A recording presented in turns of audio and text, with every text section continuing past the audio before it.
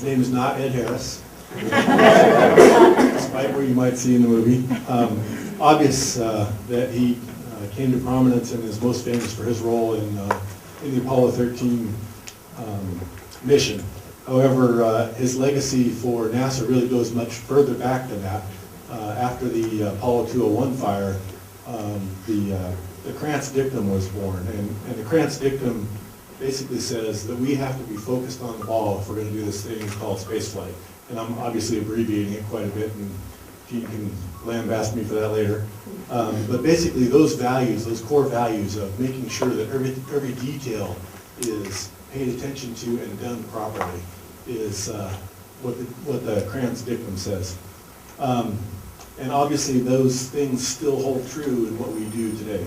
So I'm very honored and humbled to introduce to you all Mr. Gene Kranz. And with that, Gene, thank you very much for being here.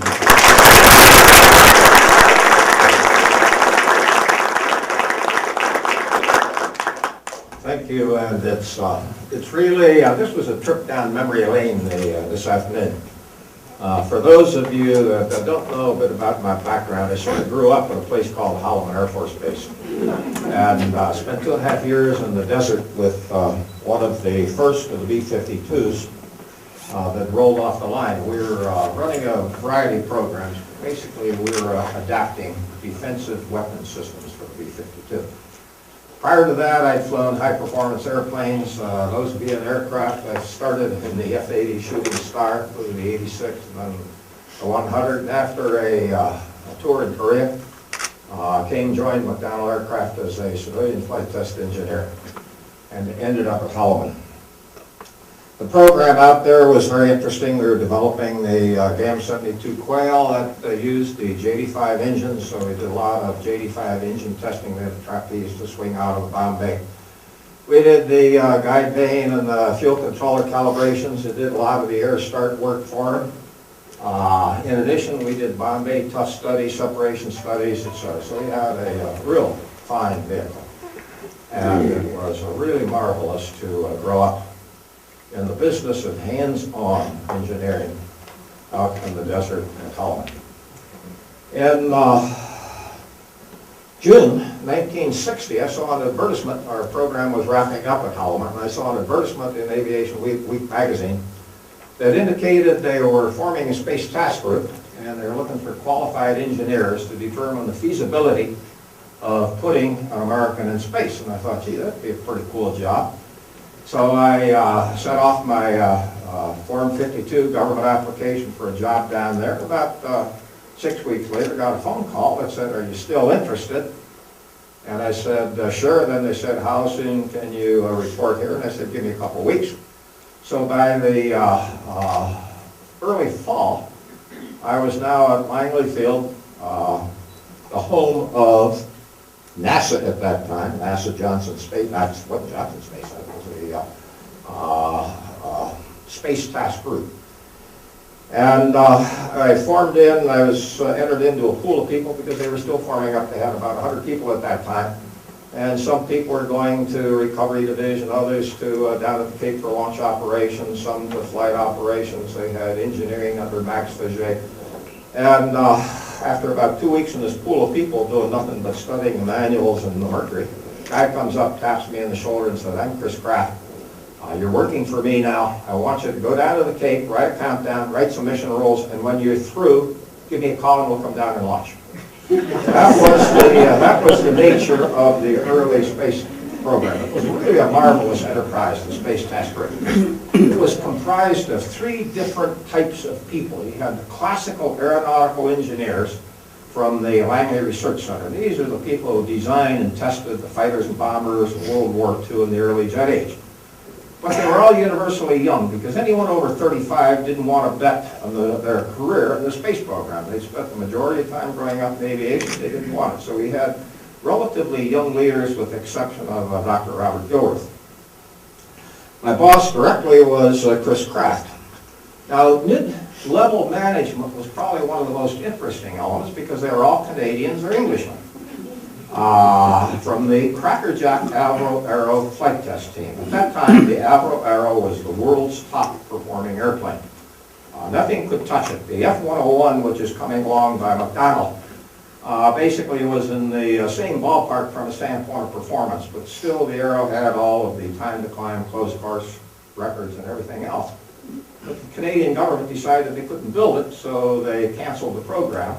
Avro laid off the entire, literally I think there were somewhere around 8,000 to 10,000 people in the Toronto area in one day, which made the government unhappy. So about 2 weeks later, they sent people out to cut up the airplanes with welding torches. 5 of the 6 aircraft had flown and set all the world's speed records. Well, this really torqued off the engineering community, particularly the flight test community. So NASA went up and hired these people. And we got the entire flight test team. Now this is mid-level management, all experienced people flight testing the most advanced aircraft in the world. I came in from Holloman, from basically American flight test, but a relatively young pup compared to the other people around us. So this was the nature of the early space task group, and the chemistry of that organization was really spectacular. You saw all these 3 different ways of doing business. I came from the kick the tire, light the fire, and let's get going. The Englishmen basically were very methodical in the business of incremental flight test. And basically the top level NASA types at that time from the Langley Research Center always wanted to see more data. So this was the nature of the beast.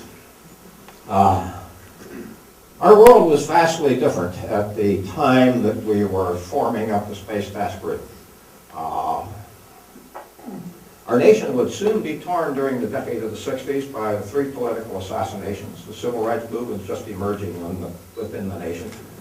And the Cold War with the Soviet Union provided the stimulus for the space program, guided every aspect of our foreign policy. Computers existed only in laboratories. There were no global communications.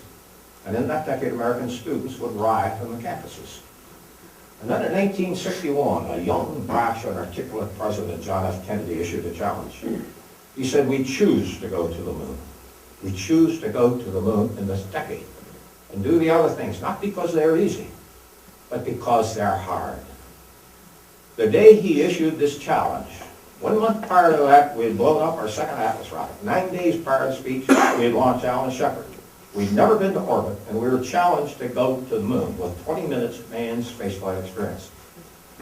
So engineers and people experienced the flight test, and this small group of 31 Canadians and Englishmen joined with the Mercury 7 astronauts at Langman Field in Virginia to form a space task group that would win supremacy in space. Our boss was Walt Williams. Walt was the toughest man I have ever known. He was a brawler. He was more fit to working as a longshoreman in New York or New Orleans or San Diego than leading the American space program.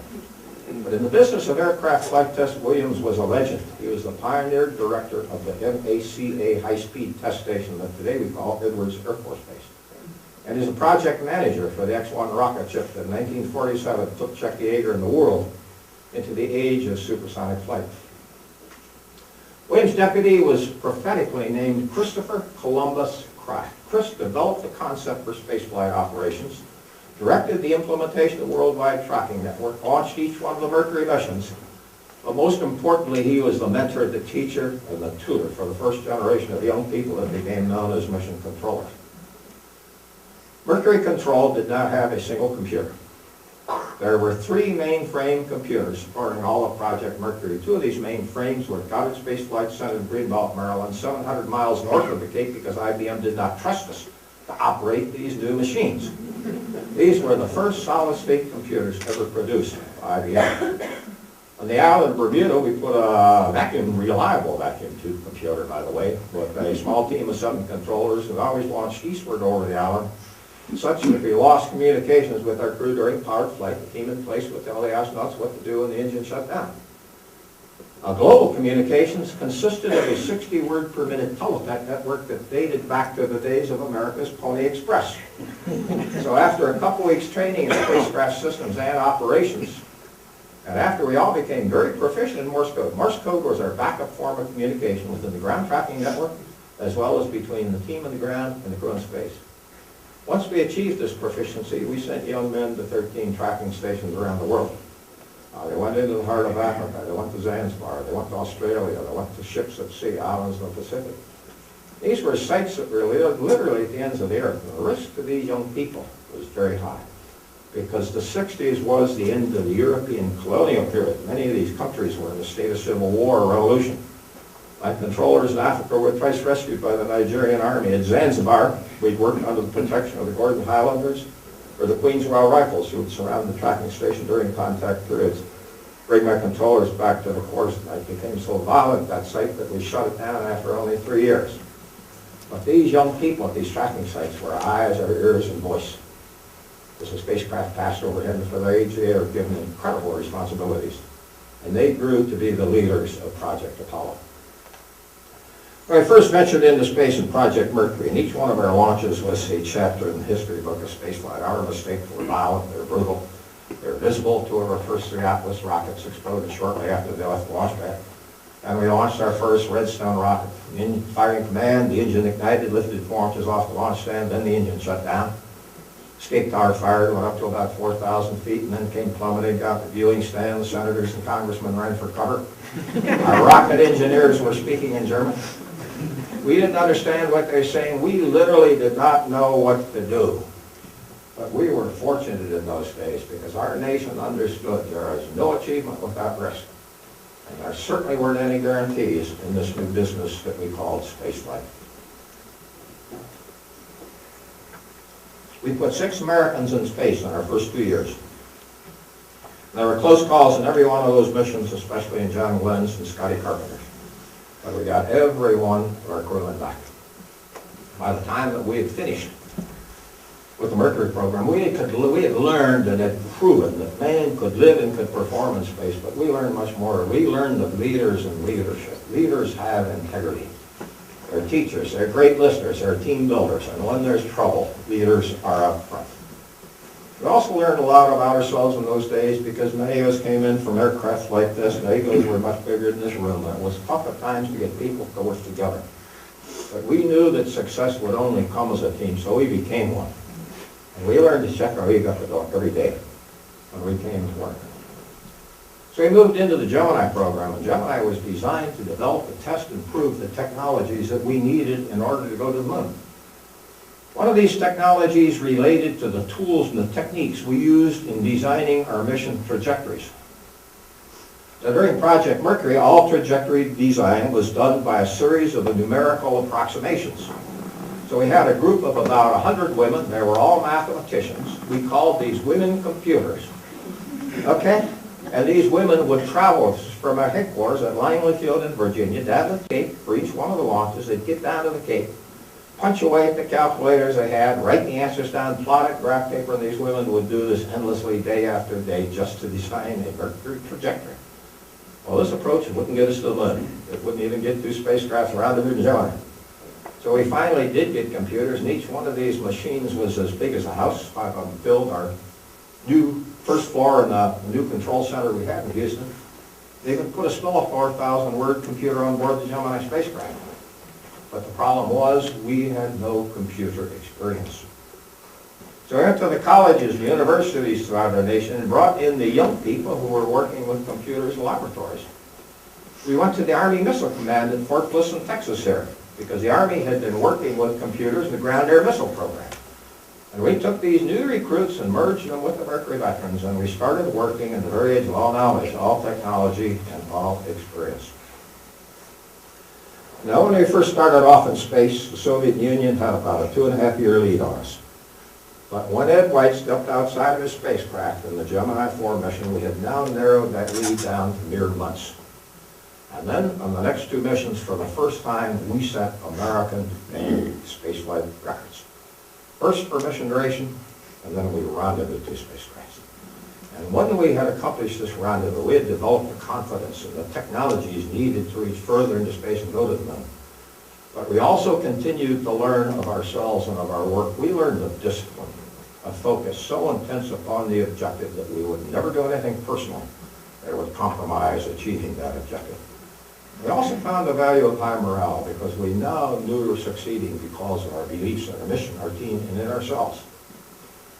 So we moved into Apollo. We were on the consoles Friday afternoon, January 27, 1967, 1 month from launch, testing the Apollo Command and Service Module. Crew members were Gus Grissom, Ed White, and Roger Chaffee. We had worked with Gus and Ed and the Mercury in the Gemini program, and Roger was a Navy rookie preparing for his first space flight, but he was already pretty well known within the ranks because he was one of the pilots who took pictures over Cuba during the missile crisis. Test that Friday hadn't been going very well. We had problems with communications, we had problems with life support. Crew reported noxious odor inside the spacecraft. Test procedures just didn't hang together. And we struggled through that afternoon, just like we did the day before in the pre-con. Frequently calling a halt in the countdown, sorting out problems, continuing on, then calling another halt until finally it got so bad at 6:27. We again shut down the countdown before we transferred from external power in the launch pad to internal power in the spacecraft. And 4 minutes after entering that countdown hold, we were startled by screams coming from our crew, and we listened to our crew's screams as they died. And with their death came anger. Anger at ourselves because we knew we were responsible for America's first space disaster.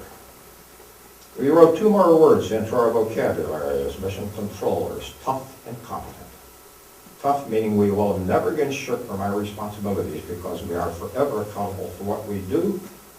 And in the case of Apollo 1 and our crew, what we failed to do. Competent. We'll never get take anything for granted.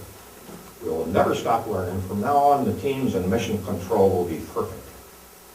We designed the badge, the emblem of the mission control team, and the price for admission to our ranks. And to wear this badge, discipline, morale, toughness, confidence, commitment, teamwork. Because as a team, we must never fail. In our line of work, much like yours, failure is not an option.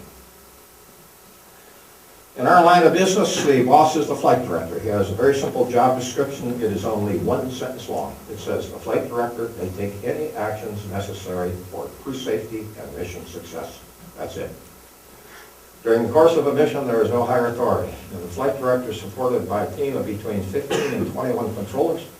People specialize in trajectories and spacecraft systems. We have facility operators, planners, procedures, writers. We have a medical doctor who looks after the ground team as well as the crew in space, and we have an astronaut who provides communication during the course of the mission. The mission controllers are young. They're generally in their early to the mid-20s, and the flight directors are in the early to the mid-30s. And in July 20th, 1969, a team of young Americans whose average age was 26 took Neil Armstrong, Buzz Aldrin, and the world to the surface of the moon, and we literally fought every step of the way to get there. When we finally shut the lunar engine down that day, we had less than 17 seconds of fuel remaining, and we were in the process of counting down to a very difficult and extremely risky land abort decision. But when we shut that engine down, when the crew walked on the surface, and when we got those guys back home, we had fulfilled the pledge that we had made to our now dead President John F. Kennedy and the crew of Apollo 1. We launched again in November. As we left the launch pad, we hit twice by lightning. We had 3 crewmen inside the dead spacecraft thundering off towards orbit. The only thing working was booster propulsion and booster guidance. And if the reactant valves to the fuel cells had closed, we had 2 minutes to save that mission. We voiced the instructions up to the crew to find a very obscure switch that would restore a portion of our backup telemetry system. With the telemetry online, the team could get to work. We voiced instructions up to verify reactants were flowing into the fuel cells. We brought the fuel cells back online in the power system. We secured the navigation system. Everything kept working. We got the crew up in orbit. We delayed injection to the moon by 1 rev so we could check the spacecraft out as completely as possible. And then in a very gutsy move, we decided we would take Apollo 12 to the moon. So Apollo 13 was our 3rd lunar landing mission. 2 prior missions had been pretty sporty. We were hoping for a change. This mission would go a lot smoother for us. Crew members were Jim Lovell, Fred Hayes, and Ken Mattingly. Lovell and Hayes were the crew of the lunar module, and they're scheduled to descend to a very rugged landing site in the moon that we called Frau Maro. Ken Mattingly was the command module pilot. He'd remained circling the moon in the mothership. But 4 days prior to launch, Mattingly was scrubbed from the mission because he had been exposed to measles, and he was replaced by Jack Swigert, a member of the backup crew. The missions run in trust. When you turn 7.5 million pounds of thrust loose with the Saturn V, that's commitment. There's no change in your mind, no turning back from that decision. And trust allows you to make the split-second decisions very rapidly. Seek out every option that may exist. We lost an engine during the 2nd stage of powered flight. Very quickly, we looked at the remaining 4 engines. They were all go. We computed the new engine shutdown times, verified we had enough propellant to get the truck in orbit. Passed this information to the crew. Everything kept working. 2.5 hours later, we give the crew the go for translunar injection. So by the end of the second day, this crew was 200,000 miles from Earth, 50,000 miles from the surface of the moon, and we're entering a phase of the mission we use the term entering the lunar sphere of influence. And this is the point in the mission where you cross over from the Earth's gravity to the moon's gravity. And for a short period of time of 4 hours, you have 2 mission abort options. One comes around the front side of the moon, takes a day and a half to return to Earth. The other one goes completely around the moon, takes between 4 and 5 days to get home. But you got to make up your mind quick because time in these options is running out. My team was in the console and everything was looking pretty good. During the shift, we had had a television broadcast from the crew. And when the broadcast was completed, the families had been sitting behind me in the viewing room went home, and the next team of controllers had reported in for shift handover. Their flight director was Glenn Lunny, who's the leader of the black team. We used colors to identify teams in those days.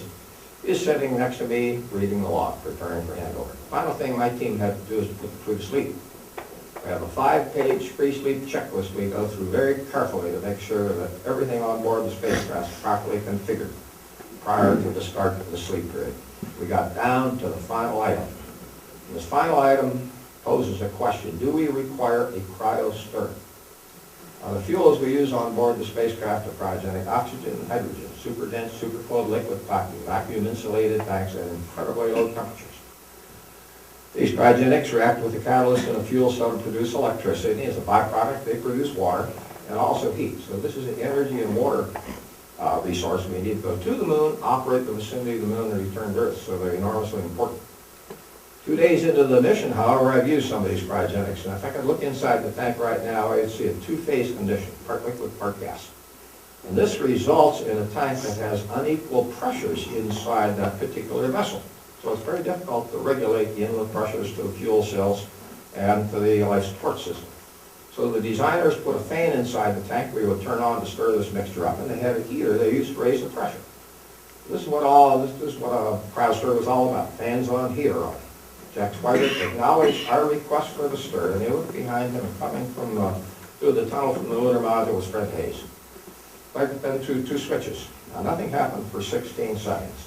And then inside oxygen tank 2, a spark jumps between the fan and the heater assembly, and the pressure in that tank rises very rapidly over the next 6 seconds until it blows the dome of the tank off. When the dome came off the tank, the insulation surrounding the tank caught fire, and fed by the oxygen, it was like a blowtorch racing through the bay of the spacecraft, tearing out the instrumentation and the plumbing and the electrical systems. The shocking valves closed until the pressure increased to the point where it blew the side of the spacecraft off. And when the side came off, the area surrounding the spacecraft was enveloped in a cloud of debris from the explosion.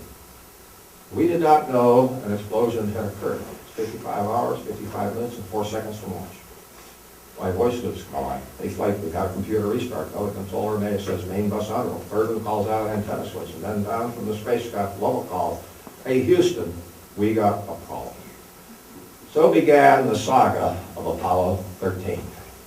And I could go through this in exquisite detail, but over the next 15 minutes, I won't say there was utter confusion in mission control, but we just could not get a handle on the problem. And I personally went through 3 different phases at that time. When I first heard that, we had had 2 minor electrical problems on my shift. So as soon as they heard main bus on, well, aha, another electrical problem. We've seen these before. We'll wait till we put the crew to sleep. We'll work the problem. About 4 minutes later, one of my controller calls up and says, "Flight, you know, the crew reported a pretty large bang associated with that." Well, now I went into the second mode, more defensively. Tread carefully lest you step on a bunch of problems. Because I had had exactly the same problem occur to me with the undocking of the spacecraft on Gemini 9, where we closed off a lot of the thruster valves from the shock. So now it's a question of, okay, quite cool. Try to get this problem nailed down. Third phase, though, was when Lovell called out. I'm looking outside the window, and I see something. I believe we are venting our oxygen. Now all of the pieces of data that we saw fit together. There had been an explosion on board the spacecraft with an enormous amount of collateral damage. And I debriefed my controllers after the mission. They described their feeling at that instant as if they were just tumbling through a void. I was a fighter pilot. Fighter pilots in my day used the term looking into the eyes of a tiger. And that is the very stark feeling that you get when the only thought on your mind is survival. It was time for my team to get going and start working the problem. Say, okay, our flight controllers, settle down, put your guess in, let's start working this problem. Electrical bus A is still good, don't do anything to screw it up. The lunar module's attached, we're going to use that as our lifeblood. Now get me some backup people in here and get me more computing and communications capabilities. That was Apollo 13. Well, within the next hour, we finally got the crew over to the lunar module and started the power down. But most importantly, I had to make the decision, how are we going to come home? Are we going to come around the front side of the moon? To do this, I'm going to have to jettison my lunar module, use my big engine and the majority of the propellant. But if that maneuver is not executed perfectly, will probably impact the moon. The other option, I'm going to have to go completely around the moon. It's going to take between 4 and 5 days to get back home. And to the best of my knowledge, we have enough electrical power for 2 people for 2 days. And that was the direction I chose. And that then set the stage for everything else. My team has finally accomplished over to Luddy's team. He's immediately challenged because the 3rd fuel cell is now failing. He's got 15 minutes. So he scrambles the crew over to complete the power up, but most importantly, he has to transfer the navigation data from the command module computer, which is going to die, and put it over in the lunar module computer. We didn't have a data bus transfer capability in those days. All the computations for that transfer are pencil and paper, and they must be perfect. I'm walking downstairs where my Tiger team is forming up. We go through a lot of discussion, but we finally break the problems down to our batteries may freeze, propellant may freeze, water system may freeze, large number of survival issues, how do we navigate, how to get through the Earth's atmosphere, and that's when I make this speech. Only it isn't like it is in the movie. We have never lost an American in space, and we sure as hell aren't going to lose one now. This crew is coming home. But you got to believe it, your team must believe it, and we must make it happen. And from that moment forward, this team had their direction. Over the next 4 days, they pulled off America. Well, basically, a young gentleman by the name of John Aaron. You've seen him very well depicted in the movie. He's given the job to use all the resources to figure out how to get us home on the lunar module resources. John stands up in the meeting and says, "Flight, 2 things we got to do immediately. We got to cut a day off the return journey." I said, "Okay, John, I'll work on that one. What's the other? We got to power down the navigation system displays in the computer." And I say, "John, that one's not in the cards." And he says, "Why, Flint?" "Because that is the biggest power user in the spacecraft." I say, "John, we normally navigate the stars, but we can no longer can see stars. All we can clearly identify is the sun, the earth, and the moon." So my trajectory team gets the job to come up with new ways to navigate that are sufficient for performing maneuvers. We got to get it done in 18 hours using sun, earth, and moon. And we eventually use sun. I picked up the job to get us home a day early, and I saw that lunar module, the engines you had out there. Basically, we're going to use the engine that we would have used to actually land on the moon. Only this time we're going to use it to increase our forward velocity by roughly about 1,000 feet per second. And we can cut a day off the return journey. Now, Lundy's team has had the crew perform a small maneuver. We have a ground rule and mission control, much like the military, no man left behind. So after this maneuver, we're bringing the crew back to Earth. It's going to be too late, but at least we've added finality into the mission. We have our first press conference. Chris covers the press conference. At the conclusion of the press conference, they're given the opportunity to come over into mission control and start reporting live from mission control. So now we have people from the newspapers, radio, and basically television sitting over in the corner of my room, and we're literally living in a fishbowl. Everything that we're saying and everything that we are doing is being reported live to the world as it is happening. One of the real miracles of Apollo 13 was the discipline of the flight control teams. My job as lead flight director was to get my team out of the rotation, start working the problem, and the rest of the teams came in, and literally at every 8-hour interval, we changed teams so that we always had a fresh team on site, ready to do the job. 24 hours after the explosion, we're back in mission control, getting ready for the get home fast maneuver. The spacecraft is passed behind the moon. As it comes out the backside of the moon, we execute this maneuver. We've got a power management plan in work. And as soon as maneuver is complete, when it started, we were watching the engine. It was fishtail, it wasn't thrusting properly. And all of a sudden it settles down and starts thrusting correctly. And after the maneuver, we get the cruise post-burn report, and now we recognize our mistake. We had computed the engine trim wrong, because we had assumed 2 crewmen would be in the lunar module, 1 crewman would be in the command module. So from now on in mission control, there will be no more assumptions. Well, the maneuver changed our landing point from the Indian Ocean over to the South Pacific near Samoa, and we send the aircraft carrier Iwo Jima to the landing location. And now the only management flap of Apollo 13 begins, and there was only one. Dick Slayton comes up to me at the console and says, look, I want you to get my crew to sleep. They're too darn tired, they're going to make a mistake. And about the time I get his input, my boss, Chris Kraft, says, nope, you got to get the spacecraft powered down, you're using too much energy. And about the time he finishes, Max Vazee chimes in. Max says, nope. He says, what you got to do is you got to restore thermal balance to the spacecraft. And that was the track we were already going down, because we'd been tracking temperatures from the previous 24 hours. On the sun side, the temperatures averaged roughly about 150 degrees, and the dark side was minus 180, so we had a 330 degree temperature gradient there. And everything on the dark side was freezing up, and they were worried about some structural deformation there. Now, the only source we have of energy is the sun, so what we must do is invent a barbecue type maneuver to spin the spacecraft on its axis perpendicular to the sun line so the sun can heat all sides. And we've never done this before using the lunar module thrusters, because they're essentially in the center of gravity. So for about a 45-minute to an hour period of time, we're literally conducting a physics experiment in space. We have the crew firing one thruster, combinations of thrusters. We nail down the duration and the direction we wanted to fire until we finally feel we got all the piece parts down. We write it in sequence, voice it up to the crew, and it doesn't work. We look back over the procedure, we're convinced the crew must have missed a step, so this time we talk them through very, very, very slowly.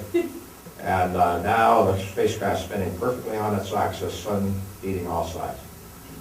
Now we can get some rest. We've been operating about 60 hours continuously by this time, and we can power down the spacecraft. We bring it down to about 100 watts, which is just enough to operate a small fan and provide power for communications, and we know it's going to get as cold as a meat locker inside the spacecraft.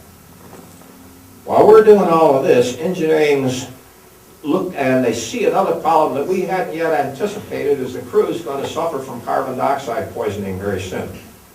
We use a chemical canister in the lunar module. It's packed in a cylindrical canister. Contains, oh gee whiz, I remember the stuff. Anyway, I forget what the chemical is. I'll remember it in a minute. Anyway, it's packed in the cylinder there, and we only have enough of those for 2 people for 2 days. So now the carbon dioxide partial pressure is building up. The crew is about 10 hours from expiring due to carbon dioxide poison. We got plenty of square scrubbers, however, over in the dead command module. So engineering comes up with the fix to fit the square scrubber in a round hole using a cardboard cover from the flight plan, a big plastic baggie we have on board. We use this sock as a filter to remove any solids that might be getting in there, lash it together with duct tape, test in the laboratories. It works like a champ. And about the time my teams come in from a rest period, they're passing the instructions up to the crew to build not 1 but 2 of these devices so they can clean the atmosphere as rapidly as possible. About the time that problem's fixed, my team comes in, and return status is not very encouraging. It's getting much colder in the spacecraft than we had expected it to. And water system's freezing up, so we have the crew transferring water to baggies so they'll have something to drink and rehydrate the food. The Navy tells me a typhoon is developing in the exact landing area and bringing the spacecraft back to it. They want me to change my landing point. But the problem that gets my attention is my trajectory team tells me we're going to miss the Earth. Now, when we come back to Earth, we have to fly down a 2.5 degree wide cone-shaped corridor. If we come in too shallow, we're going to skip off the Earth's atmosphere and we'll go into an eternal orbit between the Earth and the Moon, never come back.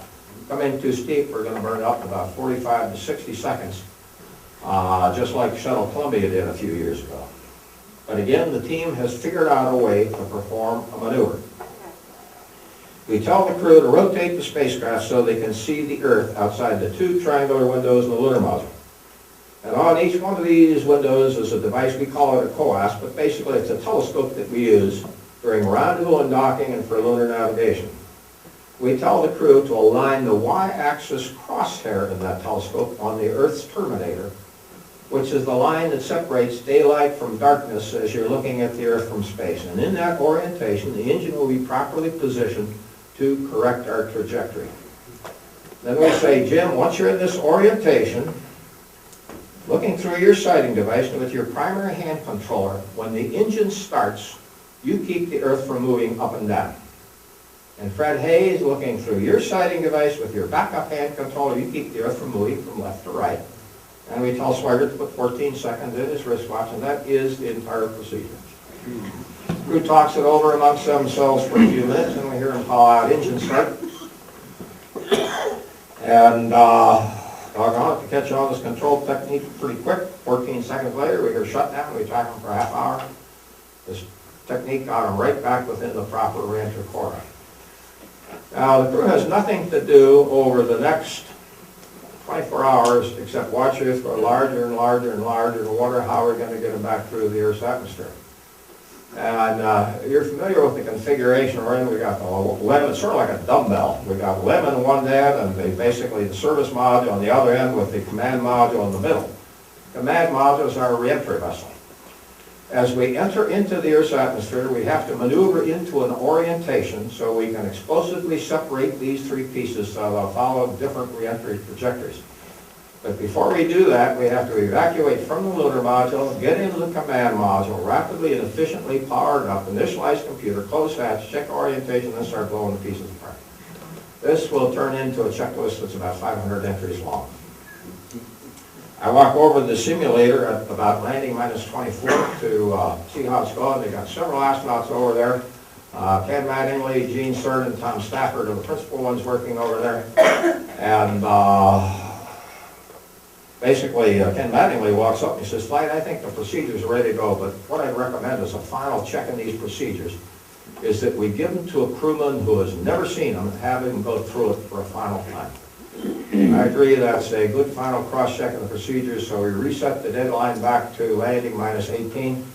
And that's basically where we are right now. At 18, we started voicing up instructions to the crew. We worked with Swigert for about 2 hours. He reads back to us. We're pretty much convinced he understands his part of the job in the command module.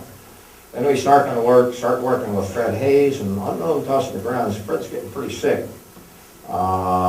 Both crewmen are hugging him, trying to get some heat into him because he's got uncontrollable shivers, bad urinary infection, dehydrated, body temperature is increasing. But Fred was the guy that must do the job. We voice the instructions up to him, and then we power down to get a few hours rest before we come in for our final shift. I always had my shift go through sort of what I say, a psych-up. Mental review of all the things that they must do in this particular shift in order for us to see what the objectives are for the shift. For the shift, when they're ready, they come in, give me a green light indicator from the console. When I have an all-green board, I send my flight surgeon around to interview them to see if they're going to need a stimulant to keep them going for the final hours. Virtually all of the controllers refuse. They're going to do it on black coffee and cigarettes. I put on my white vest, which has been my team's trademark since the early days in space. Then I pull my controllers for the starter shift status.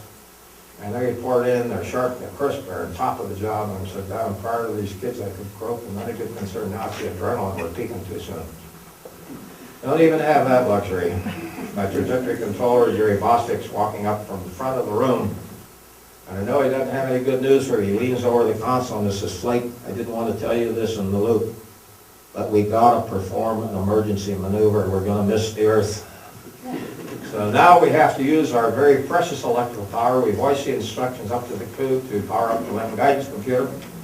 They execute the maneuver. And then as soon as we get that sorted out, it's time to start the power up of the command module. And there's water all over inside the spacecraft, hanging from the switches, the circuit breakers, light bulbs. You can't believe how much condensed moisture is in there. And a lot of the worrywart are worrying about some internal shorts in the spacecraft, but basically that's beyond our ability to control. And then the next event is for the service module to be jettisoned, and the crew calls off service module jettison. And there's about a 45-second pause as they maneuver into position to give us a report. And then they start reporting, okay, I've got her, the whole side of the spacecraft's missing all the way to the high gain antenna. The whole side is missing to the base of the engine. And the phrase Hayes says, yeah, it looks like I might have got the engine too. There's nothing out there but a dark brown streak by the injector. And as I think back to the decision to go around the moon, I had no data. All I had was a gut feeling. And many of my controllers have experienced this. There's some point in the mission where you've done the best you can for the crew of the mission. Then it's time to hand it off to higher authority to bring this mission to its ultimate conclusion. We now continue the power up of the spacecraft, and now you can start feeling the emotional content of this room building up, because this team is sensing victory, and we're about 1 hour from bringing this crew home. And the emotion content peaks about the time we jettison the lunar module. As we start speaking to it, we say farewell Aquarius, we thank you, we're one hell of a good ship. And then we blow the explosive bolts. It's going to tumble and disintegrate before it hits the Pacific. And then I start my final pull of the controllers to give them the crew the go for entry. And just as I start, I'm interrupted. Controller comes to me and he says, "Flight, we got to get the crew quick. Battery C's failing. We need power for the parachutes." So we voice the instructions up to the crew to pull Battery C offline, redistribute A and B across the buses to make power for the chutes. And now it's a very difficult time to talk because the entire world is listening to everything that we are saying. And finally, the rookie astronaut on board the spacecraft calls down and he says, all of us up here want to thank you guys down there for the great job you did. And then we get attaboy from both Lovell and Hayes, and then we respond in a similar fashion, and all of a sudden there's a burst of static, and I get a call flight, we've had loss of signal, we're in blackout. A blackout is the time period where the fire of entry prevents communications with the crew. At this stage of the space program, we could compute when it would start and when it would finish within a second, and we've never missed. And blackout's a very difficult time for every controller because there's only one thought in each controller's mind. Did I give the crew everything I needed to? Was my data right? Because from now on, she's on their own, no more givebacks. And as the end of blackout approaches, every controller's eyes and the clocks on the wall counting down to 0. And when it finally hits 0, blackout should be over, and I said, okay, give him a call. Herman calls out, so Houston's standing by. We get no response from the crew. All we hear is static, and they call again, and they call again, and now it's 1 minute since we should have heard from this crew.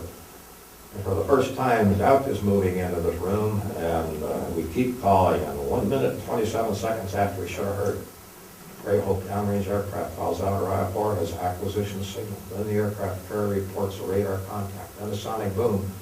Then in mission control, we see this beautiful picture of the spacecraft out of these 3 red and white parachutes, and the emotional release at that instant is so intense that literally everyone is standing crying, and you're frankly embarrassed by your loss of composure. You pull yourself together, get back to work. Spacecraft hits the water, remains upright.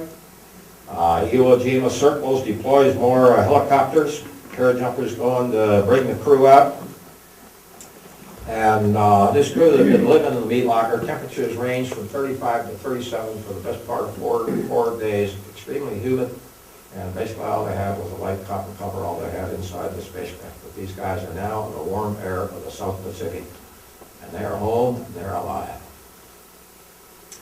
Our job is not over until we hand over responsibility for this crew to the Recovery Task Force Commander. As soon as the crew's feet hit that carrier deck, we start handing over.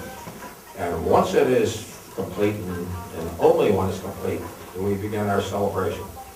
By now, we have pre-positioned about 700 of the best cigars we can find. They run from the west coast of the United States all the way to the east coast of the United States. And on national TV, we count down to light up those stogies, and that was probably the sweetest smoke that any of us have ever had. The second phase in celebration is to back out of a condition we call battle short. During critical mission phases, we physically block all power breakers coming into the building, and we lock the doors of the main control rooms. And now, when the control room doors open, our backroom controllers come in and join us, and these are the real heroes of Apollo 13, because they're the folks that gave us the answers we needed when we needed them. All we did in the main control room was count cadence and assemble the pieces into the proper sequence. Third phase in celebration is a tradition we started when we set our first space flight record as Americans. We passed out an American flag to every controller. And on the staff of that flag, you write your name, you write the mission, you write the landing time of the job that you were doing in mission control. And we continued this tradition all the way through, from Gemini rendezvous mission all the way through to the early shuttle. And these flags are probably our most treasured possessions. Well, President Nixon came down, visited us in Houston. We got some nice attaboys, and then went out to give the crew the recognition that they deserved 2 days later out in Hawaii. And I can't really say enough for the performance of this crew, because the relationship that existed, both pre-mission as well as during the mission, between the ground team and the crew in space was one of absolute trust, and without this trust, we would have never made it. A few words about the flight directors. I always operated with flight control teams. Glenn Lunny, he is the leader of the black team, was the youngest at 32. Came to us as an engineer from the University of Detroit and was the first person I ever knew who worked with computers. So he was the go-to guy to get the answers out of the machines that we needed. He had worked with co-op at NASA up at Langley for a while. I was the oldest of the flight directors at 37. Team color white, Milt Woodward, team color maroon, Jerry Griffin gold. The remaining three of us were all fighter pilots. We flew the late subsonic and early supersonic aircraft in the 50s. I believe it was this background in jet aviation at that time. It was really helped us keep our poise during the course of the mission. Gene Kranz was the last human ever to walk on the moon surface on Apollo 8-17. And for us, this was a marvelous time because we believed in this dream that we were given by John F. Kennedy, and we considered ourselves privileged and proud to be part of the brotherhood that formed in the early years of spaceflight. We thanked our country every day that gave us a chance to participate in this great adventure. So this is the story of Apollo 13, but it's really a story of a team of young Americans united through leadership, trust, and values. And a team that truly believes that in our line of work, failure is not an option. That's it. There's a lot of it was interesting. This wasn't the end of the sagas from the Apollo missions. One of the more interesting ones, I imagine a lot of you people work with computers. Well, in the Apollo 14, how Apollo 14 got to the moon is very interesting. Because on the final pass in front of the moon, before the crew, Alan Shepard and Ed Mitchell would ignite the engine that go down to the lunar surface. One of my controllers looked up and noticed that the abort indication was on in his console, and he knew there was no test of the abort switch there. So he went into his backroom controller. The backroom controller said, "Looks like it's a valid indication to me." They went to the telemetry soup. Telemetry soup indicated it was a valid indication. So then very quickly, they got together with the engineering community, and the engineering community says, "You know, a long time ago, I saw one of these alert buttons that said we might have some contaminated switches on board the lunar module." So Dick Thorson comes up, says, "Flight, would you have the crew wrapping the abort switch with his flashlight?" This is in front of the whole world. So they wrap it, and the abort indication goes away. Over the next, we only had one more chance to land. One more landing opportunity. In the next 2 hours, we wrote a software patch to bypass the abort switch during engine start. And once we verified that the abort indication was not present, we would re-enable all the stuff we just disabled. And this really just about took IBM off the wall with this inventing a patch in this period of time without ever having to simulate it. And we actually voiced it up. The crew had come around the front side of the moon now after we had waved them off, and we started voicing up this set of instructions that would allow them to get down to the surface of the moon. Apollo 15 was very interesting because we learned about the absolute limits of human endurance and performance. We had 3 crewmen out at the surface after the 3 EVAs with the rover, totally dehydrated to the point where their blood potassium level had changed.